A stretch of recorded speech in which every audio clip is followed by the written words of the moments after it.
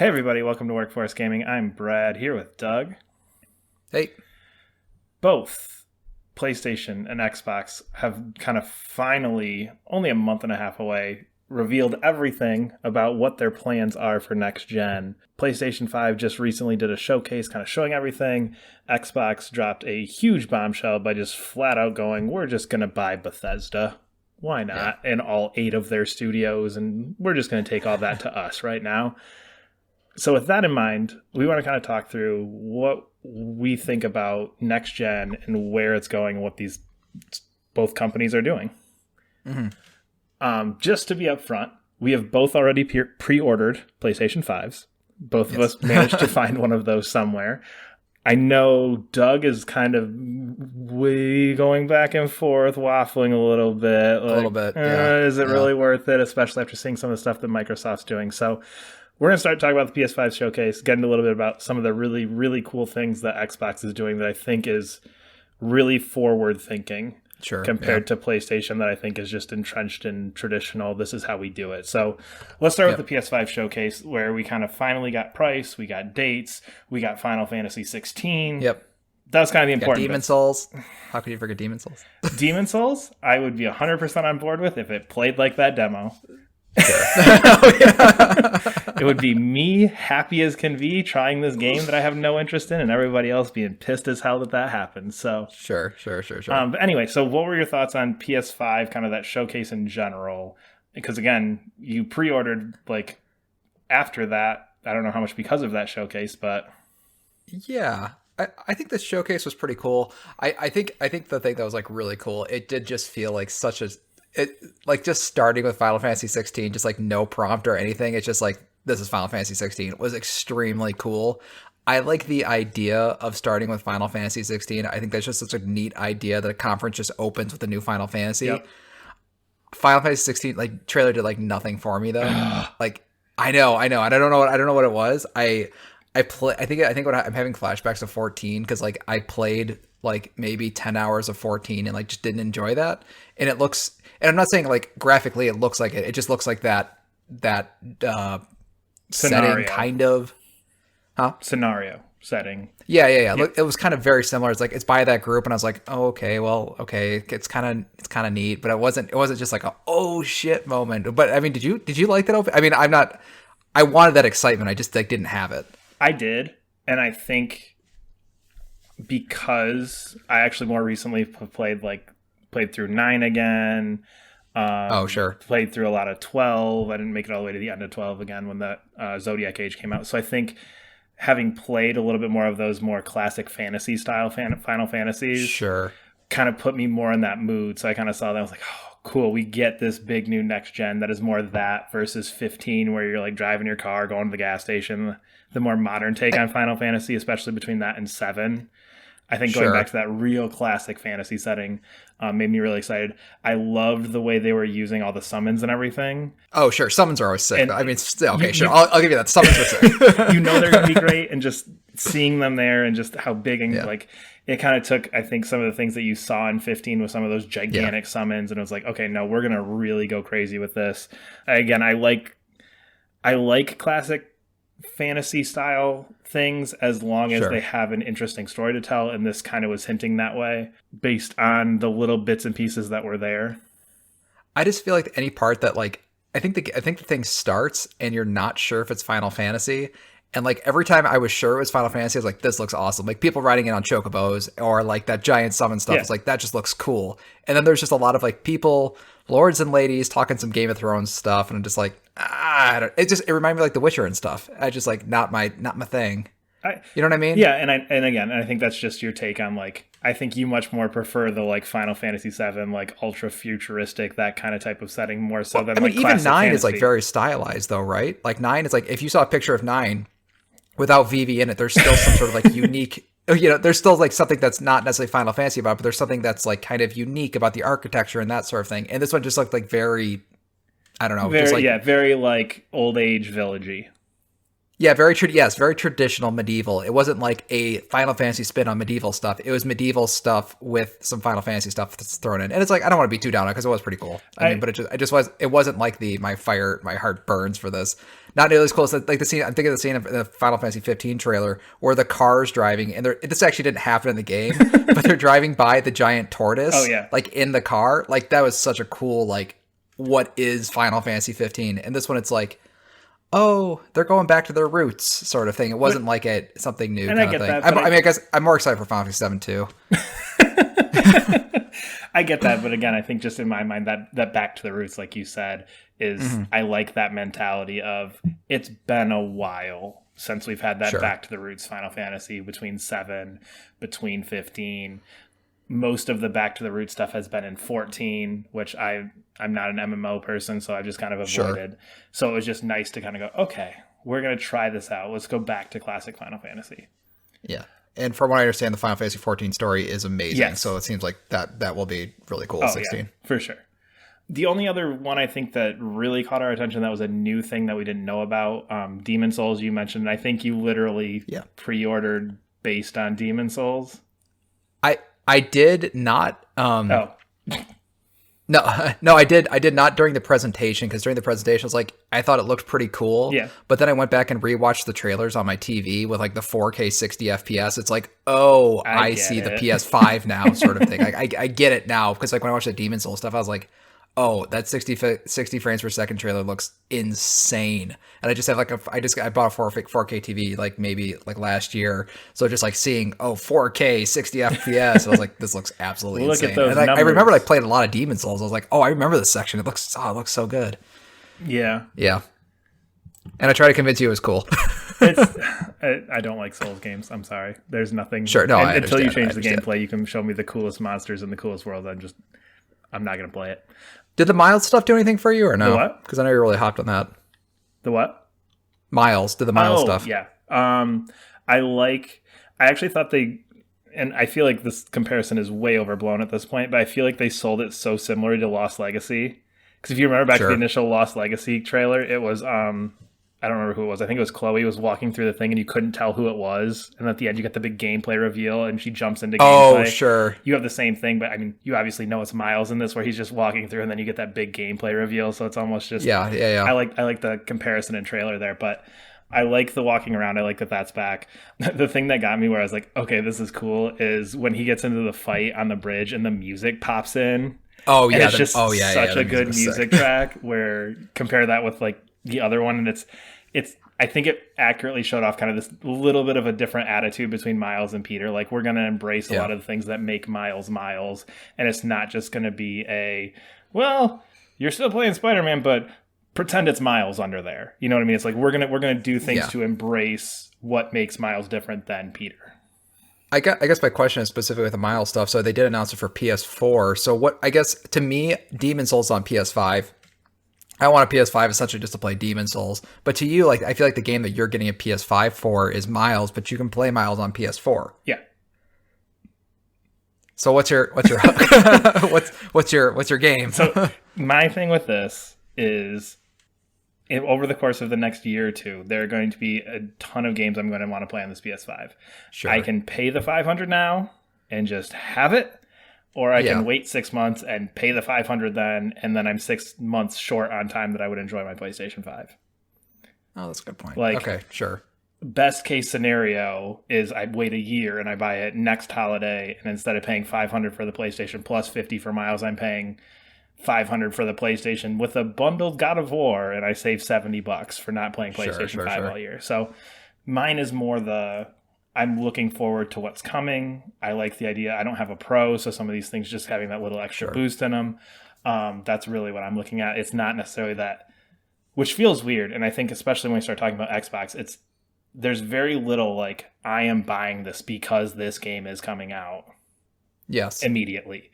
It's a lot more. Sure. I know in 2 years. Yes. Yeah. I feel that's like a lot of the next gen stuff is that way for sure. And I'm trying to think back, and I feel like it almost was that with like with the PlayStation 4, because I remember playing like Shadowfall, Killzone. Oh god, it was Shadowfall. Yeah, it was Shadowfall, like, and not Infamous. Like that was like that Infamous was the next big one, right? And that's the thing, and it's like in my mind, I was buying those because there was some game I wanted to play, and then it's like, well, no, I really wasn't. I really was doing the same thing I'm doing right now, and going like, but I know Horizon's gonna come, and that looks so cool. Sure. So that's really where I'm at. Yeah.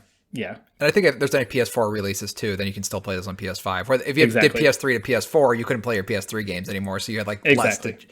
Yeah. And again, I have like, this is like me like trying to force myself into like, well, let's get a 4K thing and I'm gonna play 4K Blu-rays and do all this other cool stuff that I've been interested in, just haven't taken the leap for. So it's like, well, this is my throw down the money for all that stuff. I do feel like we're selling Astrobot short though. That tech down was going to be real fun for about 2 hours. that will probably be, yes, that will be the killer app launch title is Astro's Playroom, because we all know that's going to be fun as hell. Yeah, yeah, exactly. Some people are like, oh yeah, it's a full game. It's like, it's definitely 100% not. Like two of the 3 Astrobot games are not even really games. Yeah, so. it's gonna be like, do this for a half hour, do this for a half hour. Isn't the controller cool?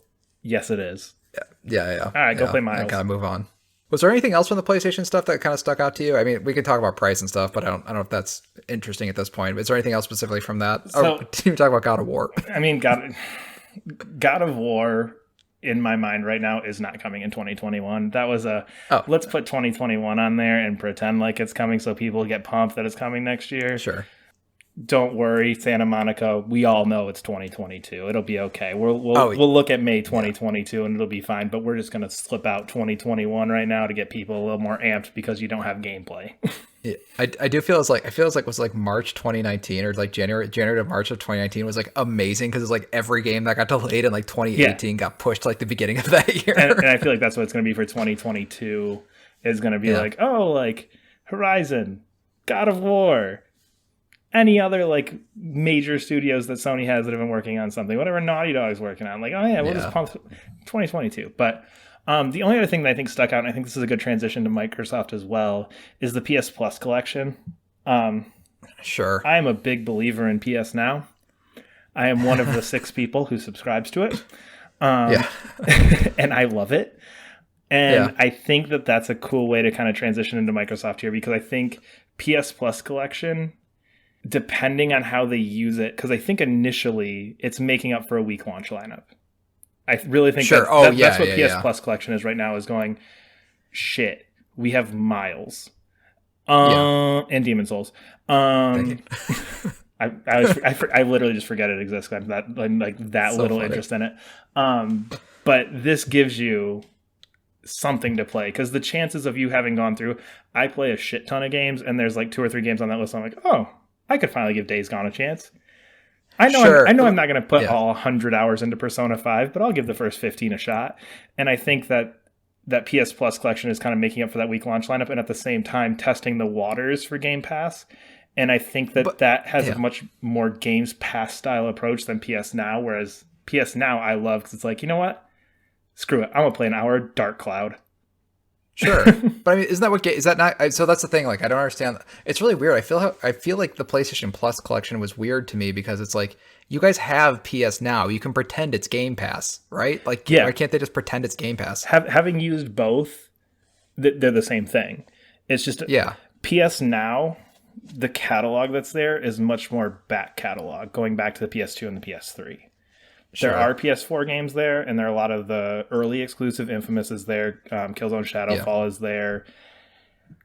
I'm trying to remember the other ones off the top of my head, but the more recent ones aren't. So I think that's the differentiating between, you're not going to be playing God of War, Horizon, Days Gone. Those aren't on PS Now. But Gears 5, whatever the newest State of Decay is, the newest Forza, those are all Game Pass day one. So the difference is PS Now, like, I'm going back in to play like Dark Cloud. I was bored one night, so I booted up a Hot Shots golf game from the PS2. Like, sure. Okay, yeah. I guess that makes a little bit of sense. It's just weird. It feels like people like, what? It's like, what is PlayStation's answer to Game Pass? Is like, I feel like it just could be PS Now, but like they're just not advertising it really strongly at the moment. It could. And again, the thing I like about PS Now is if you have a good internet and you're hardwired in, you can stream it. So it's just like, you know what? If I'm doing Game Pass, like, I have to take the 15 minutes or however, depending on the game size, and download that and then wait for that. PS Now, I just am like, I'm curious if, I'm trying to think, the Pirates of the Caribbean PlayStation 3 game is any good. Sure. I'm going to try it. You just pick it, and within 30 seconds, you're playing the game. So That's the pretty difference between them, but that's my preference for PS Now because I like going back and just playing those dumb, stupid games from 10 years ago. Yeah, But and you don't really care, and you're not super into the techie stuff either. That would just I feel like if it doesn't stream quite right, you're okay with that. yeah, because I'm playing some old opposed to Pirates game from PlayStation 3, so I'm just like, did this game just suck or is my internet out right now? sure.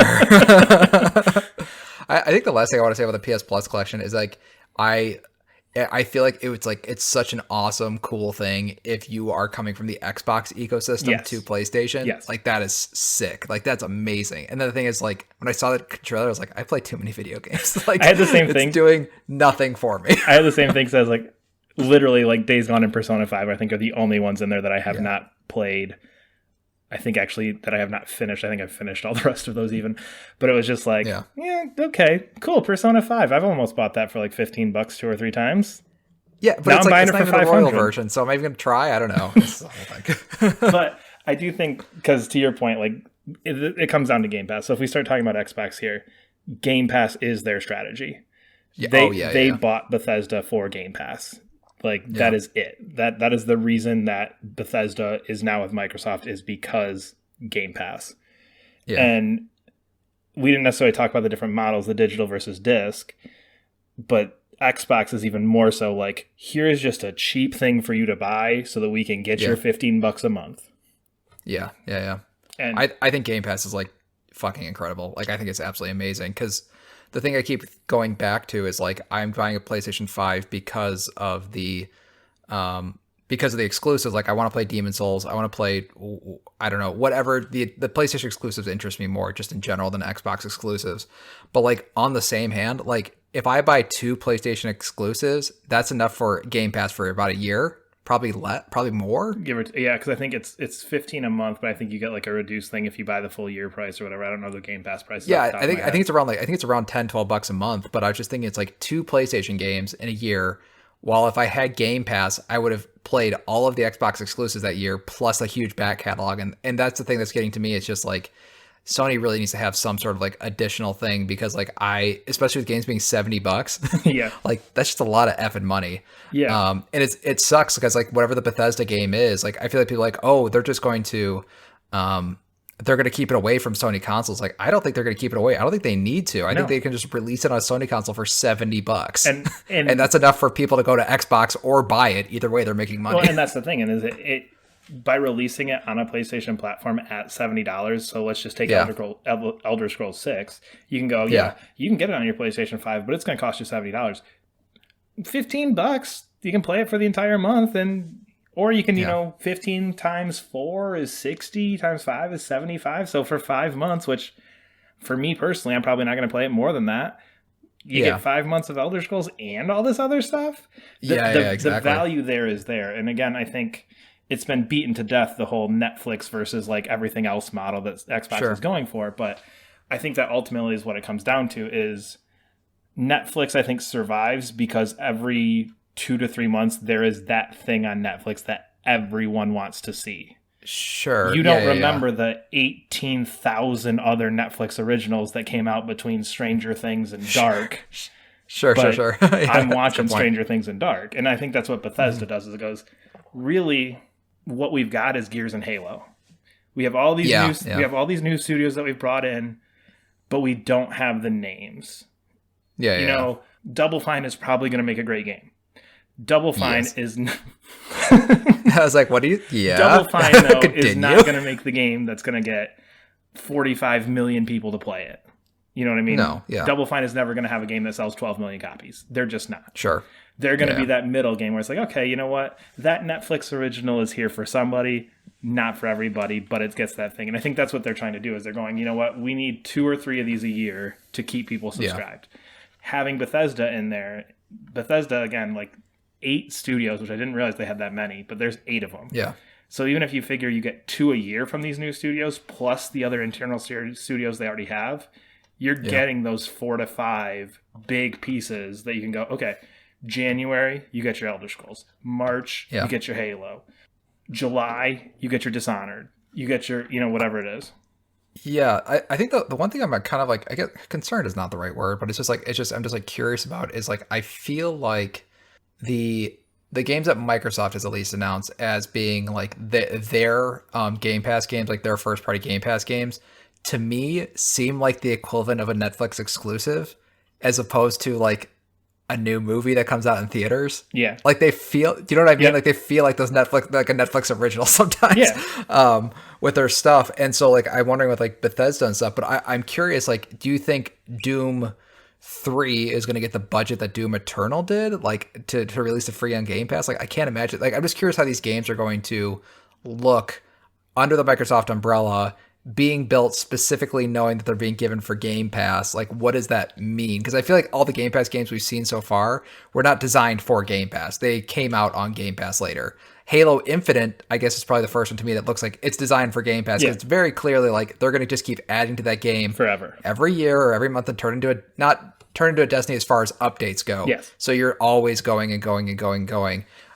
So I don't know if just Halo's the game that carries it, or they just release like 3 of those kind of games as a service games to keep people on track, and then every other game's just completely normal. Like, I just can't imagine they release a Evil Within 3 and it's an 8-hour experience and you're done. Like, I don't see that. Does that exist on Game Pass? I don't know. Psychonauts 2 is, but that wasn't designed for Game Pass. Like, what is a game designed for Game Pass? The only one we know about right now is Halo Infinite.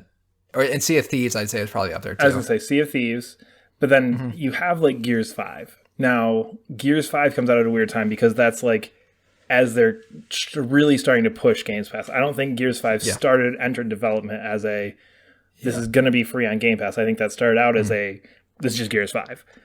Yeah. But I think Gears 5 was successful enough that I think there is enough there to say, you know what, we don't, and I think they're smart enough to know, let's be hands off. And I think I've read a couple articles where like Microsoft has been fairly hands off with a lot of the studios that they've bought and just been like, sure, here's your Microsoft money. Go have fun. The one that comes to mind, Hellblade 2, Senua's Sacrifice. Sure. That one doesn't look anything. Again, we have like a trailer and a development diary, but there's nothing in that that's saying like we're taking drastic steps away from what made Hellblade good, to make it look more like a Games Pass thing, to make it look sure. Like but to me, it feels like the ones that they're more hands off on are the smaller ones, the cheaper games. Like Psychonauts 2, they're probably pretty hands off on. Hellblade 2, they're probably pretty hands off on. I just don't know what a AAA or a AA hands on Game Pass game looks like. And I mean, I think it's gonna be great. It's just like right now, like them buying Bethesda and putting those games on Game Pass. Like, well, I did play those, so the only thing I'm looking towards now for both consoles, like, what does the future look like? The future is going to be Bethesda made Game Pass games, which could be cool if I'm just thinking of what a Bethesda next gen game is, period. Like, that's cool. But what the Game Pass thing makes me go, I don't know what that actually looks like now. I don't know, but then the PlayStation price, just like, honestly, when I had the thing in my cart with like a $70 Demon Souls, like I get antsy with like $60 games, like seeing $75 for Demon Souls, I was like, holy shit. Yeah, I think the thing is too, I think you can jump to conclusions with that, but I think if you look at like, they just added the Yakuza games to Game Pass and made a big friggin' deal about it. They added Final Fantasy and made a big friggin' deal about it. I think part of it is we just want that large amount of content. We don't care what it looks like. I don't care if you put 8 hours into Doom or 40 hours into Doom. Sure. I want you to be buying Doom or buying Game Pass to play Doom, whatever that is. So let's make Doom the best that it can be, because we can go, you can get that 10 out of 10 Doom 3 for $15. No, exactly. So like, why are we buying PlayStations? Because I have a giant stack of PlayStation 4 games that'll play on it. Because Final Fantasy 16 they bought as well. Because again, like in my mind, I look at it and I go, and I don't want this to come off as sounding like really like I'm pushing Microsoft to the side. That you go, you know what? I can buy 2 PlayStation games for all those Microsoft exclusives. If I look back over the last 4 years, Gears 5, Ori, end of list. For Horizon, dude. Forza Horizon, get out of town. Had I not had Game Pass at the moment, I would never touch it. And that's the thing. Like, you, in my mind, that tricks you into that Netflix idea of like, there are weeks and weeks where I have probably paid for dozens of months of Netflix where I have not watched a thing on Netflix. Sure. Yeah, that's a good point. And Yeah.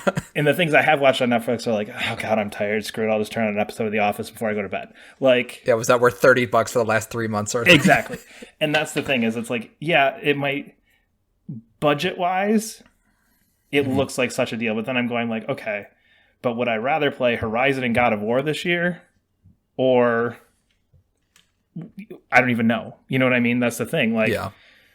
Bethesda, even with like, now you wrap in Bethesda and you go, okay, this is where it becomes interesting, because now you're going, okay, last 4 years, Gears 5, Ori, Doom, a Dishonored came out in there. Okay. Yeah, exactly. Prey was out That's the there. thing. Like, Evil Within was in there. So that's the thing where, like, once you start putting those in there, it becomes a lot more meaningful, because Microsoft, I think, does always have that, like, they're not quite there. State of Decay comes out and it's like, it's fine, whatever. Yeah. Yeah. I just don't want to be paying $70 for these PlayStation 4 games without Sony having some answer to Game Pass. And that might be PS Now, which it might be. But like, I think even those like little filler games of just being, like you're saying, just be able to play a little game for like a little bit, which is in PS Now and in Game Pass. Like, I do want to have some of that, like, I have this big title. What do I fill this little... Yeah. Oh, little, yeah, like, for sure. After Demon's Souls, what do I fill that time with until Horizon? For sure. And it could just be a bunch of like little grab baggy games, which would be perfect for Game Pass or perfect for PS Now. And again, I think that's where PS Plus collection comes in. I think we're on the far end of the spectrum where we've played all of those. So it's like, I mean, that's the thing. It's like, to somebody out there who's like, I don't play that many games, you're looking and going like, oh, I can play all these. I've heard really good things about whatever the hell this Horizon thing is.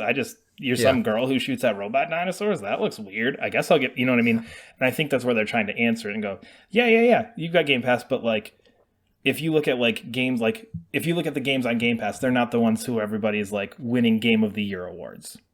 No, but the stupid games I like Yakuza. Like, they're selling out Yakuza. Like, You've already played Yakuza. I know, and that's the thing. It's like, I've played all these, like all these cool games that are coming on Game Pass. Like, I have played them. And that's the thing where, like, and again, I think that's the other thing that a lot of people are talking about with Bethesda is you get Skyrim, you get Oblivion, you get Morrowind, you get Fallout 3, you get I'm guessing you get New Vegas now that they got Obsidian and Bethesda.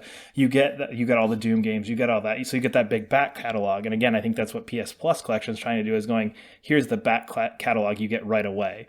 Game Pass already has that built in, and I think there's a bit more diversity in that. But at the same time, they're kind of trying to do the same thing. Game Pass right now is just bigger.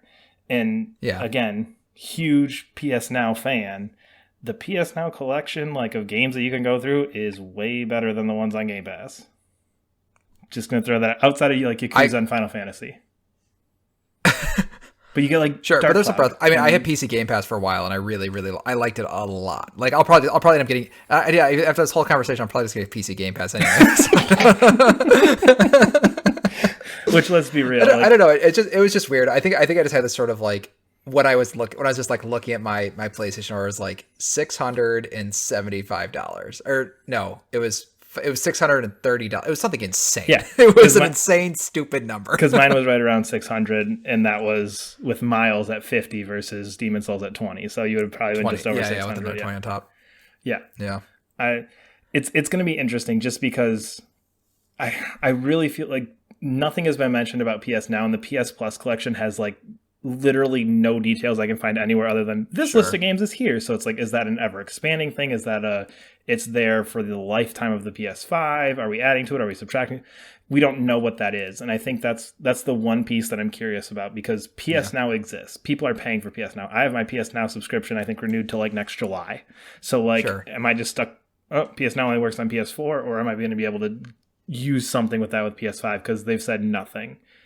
I think that's the only piece of next gen that I'm waiting for, and I think that could be an answer to Game Pass if they decide to fully embrace it. But I think that's just it's the old mindset versus the new mindset, and it's the, do I release my big giant tentpole movie in theaters, or do I just go screw it, it's on Netflix?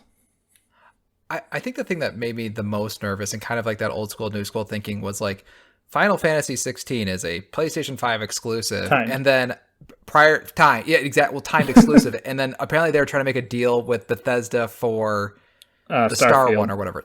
Starfield. And it's just like, why are we it's like, why are you guys, it's like, you are in that mindset of still like buying exclusives for like a year sort of thing, like while like Xbox is just like so far in the future, so ahead of the game of just like buying little, year-long exclusive stuff. It's like, I don't know what Sony's doing. And that was the thing that made me that's the thing that made me really pause, is like they bought that Final Fantasy 16 exclusivity while Microsoft bought Bethesda and then did all this other crazy deals with Game Pass and stuff. And then like Sony comes with like, oh, here's our PlayStation collection. It's just like, you're too late. You're 3 years too late. It just feels like they're playing, PS Plus collection really is 3 years too late.